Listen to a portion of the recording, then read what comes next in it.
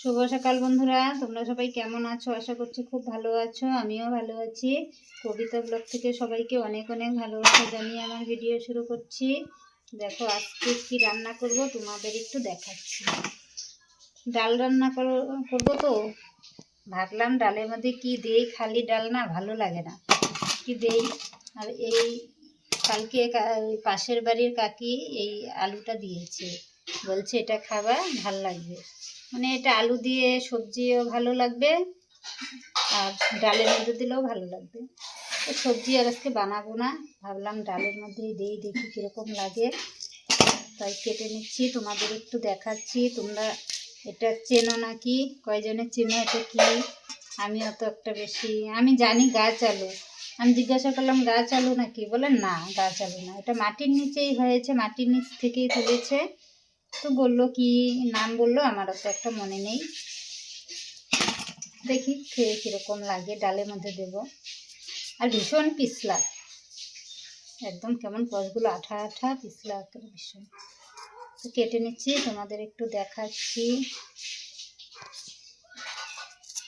এগুলো একটু গরম জলে ভাপ দিয়ে তারপরে ডালে দেবো, নাহলে না এটার কষ থাকলে ডালের মধ্যে যাবে, ডাল হয়তো কালো হতে পারে। তার জন্য এটা আলাদা ভাপ দেবো, গরম জলে ভাপ দিয়ে লবণ দিয়ে ভাপ দিলে ভালো হবে, কষটা ছেড়ে দেবে, তারপরে ডালের মধ্যে দেবো।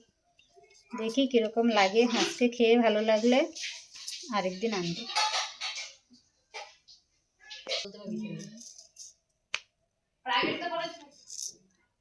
এই জায়গাটা একটু আবার লাল লাল, এটা কেটে ফেলে দিই। কোনোদিন খাই নাই না, তার জন্য আর কি একটু সন্দেহ হচ্ছে কীরকম লাগে না লাগে। আমি আবার বললাম যে গলা চুলকাবে না তো, বলে না গলা চুলকায় না। তো এখন কীরকম লাগে খেতে, সবাই তো আর সবটা ভালোবাসে না। আমরা এগুলো মানে খাই না সহজে, জঙ্গল ফঙ্গল থেকে কোনো জিনিস আনিও না, খাইও না। এখন এনে দিল দেখি, আবার জঙ্গলের জিনিসেরই তো ভিটামিন বেশি।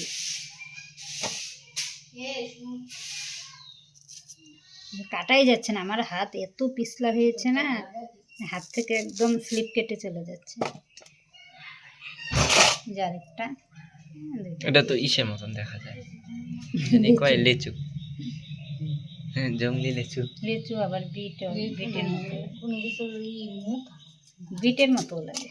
বিটটা যেমন লাল লাল কালো, এটা যেমন মাটিটা। আমাদের বাড়িতে অনেক গাছ আলু গাছ ছিল, ওগুলো উপরেও হয়, আবার নিচে যে গাছের গোড়াটা আছে ওটাও অনেক ভীষণ বড় হয়, ওটা খেতে খুব টেস্ট লাগে, খুব স্বাদ। খেয়েছি না, খুব ভালো। উপরেগুলো মানে ভালো হয়, ডালে তরকারিতে দিলে ভালো লাগে, নিচেরটা আরও ভীষণ টেস্ট হয়।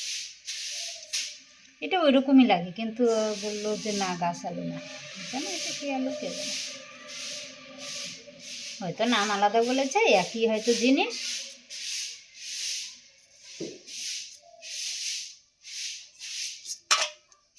আজকে রান্না করব ডাল, তারপরে কচু শাক রান্না করব। কালকে রাতের বেলায় ছোলা ভিজিয়ে রেখেছি, আজকে জানি শাক বানাবো। আজকে শাক কেটে মানে আমার ছেলে কেটে নিয়ে এসেছে ক্ষেতের থেকে, এখন আমি বানাবো। এই দেখো ছেলে কচুর ডাঁটা কেটে নিয়ে এসেছে, এখন এগুলো কাটবো। তো এটা পাকার মধ্যে রাখছি, সেগুলো কষগুলো একদম লাল হয়ে যায়, যেই কয়দিন রাখছি সেই কয়দিনই দেখি একদম লাল টুকটুকে হয়েছে।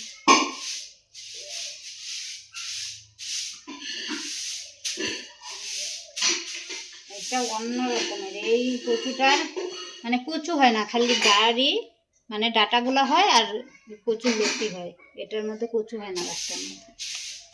এই দেখো আমার আলুগুলো কাটা হয়ে গেছে, এখন দিয়ে একটু গরম জলে লবণ দিয়ে ভাত দিব, তারপরে ডালের মধ্যে দেবো। এগুলো আগে পরিষ্কার করে ডাঁটা কাটি, নাহলে ডাঁটাগুলো গালে গালে রয়ে যাবে, সেই মাটি। এই দেখো আমি কচু শাকটা কেটে নিচ্ছি, এদিকে ডাল বসিয়ে দিয়েছি, ডালও প্রায় হয়ে গেছে। ডাল হয়ে গেছে মানে ডালটা সেদ্ধ হয়েছে। এখন আলুগুলো ভাপ দিয়েছি, এখন আলুগুলো ডালের মধ্যে দিয়ে দেবো। এই কচু শাকটা খেতে না ভীষণ ভালো লাগে, এটা না মিষ্টি মিষ্টি লাগে আর এত সুন্দর সেদ্ধ হয় না, সেই সুন্দর।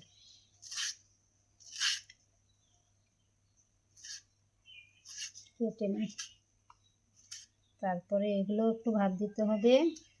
তারপরে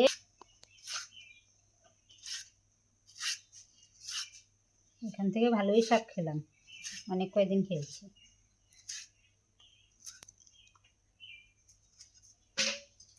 কাটা ধোয়া রেডি করতে করতেই মানে অনেক টাইম লাগে, আর এগুলো সহজে কেউ কাটতে চায় না, আমারই কাটতে হয়। হাত চুলকায় না, এটা সত্যি কথা। এটা গলায় মানে গলাও চুলকায় না, হাতও চুলকায় না। এটা গাঢ়া কচু তো, জঙ্গলেরটা হলে একটু চুলকায়, এটা জঙ্গলের না, এটা মানে শাক খাওয়ার জন্যই গাঢ়া হয়েছে। প্রচুর লতি হয়েছিল, লতিগুলো ভীষণ মোটা মোটা, খেতেও খুব টেস্ট। আঁশগুলো থাকলে শাকের সময় না আঁশ লাগবে।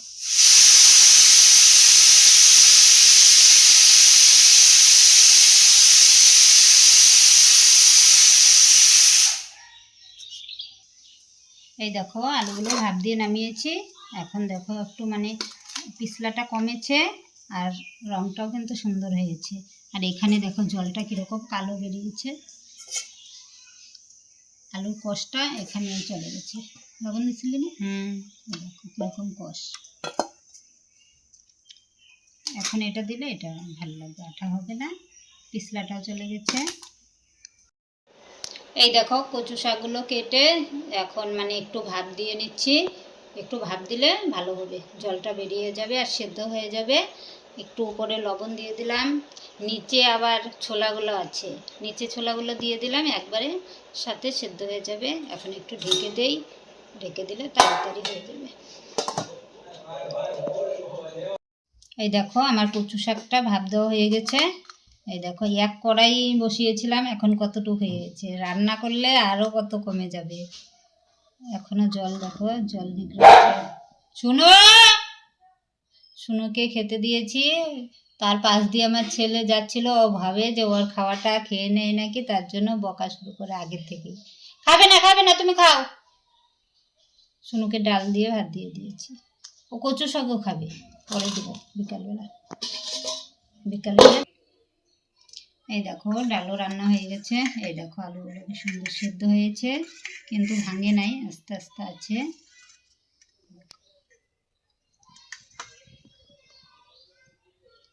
ডালও দেখো কীরকম, মানে আমি তো ঘনই বানাই। দেখো আমার মেয়ে ছেলে আমাকে ভীষণ বকে, আর একটু মানে পাতলা করে বানাতে পারো না, কি জানো আমি ডালে যতই জল দিই না কেন শুকিয়ে যায়। দেখো কীরকম গাঢ়, আমরা খেতে খেতে আরও গাঢ় হয়ে যাবে। দেখো কীরকম গাঢ় হয়েছে, আলুগুলো খুব সুন্দর সিদ্ধ হয়েছে, তুলতুলে হয়েছে। এই দেখো কচু শাকটা রান্না হয়ে গেছে।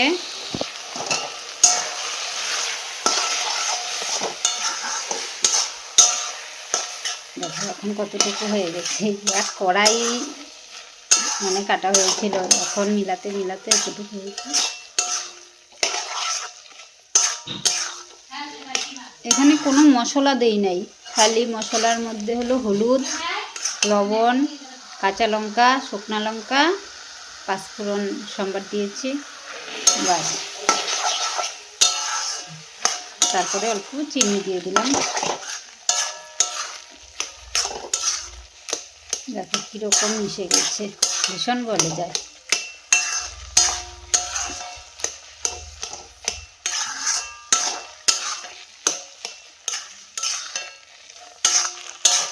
এখন আমরা খাবো, দেখি কীরকম টেস্ট হয়েছে।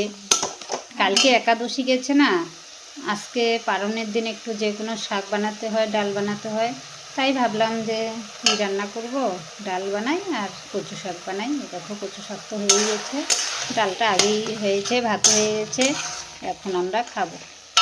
এই দেখো ছোলাগুলোও সাথে সিদ্ধ করে তারপরে দিয়েছি।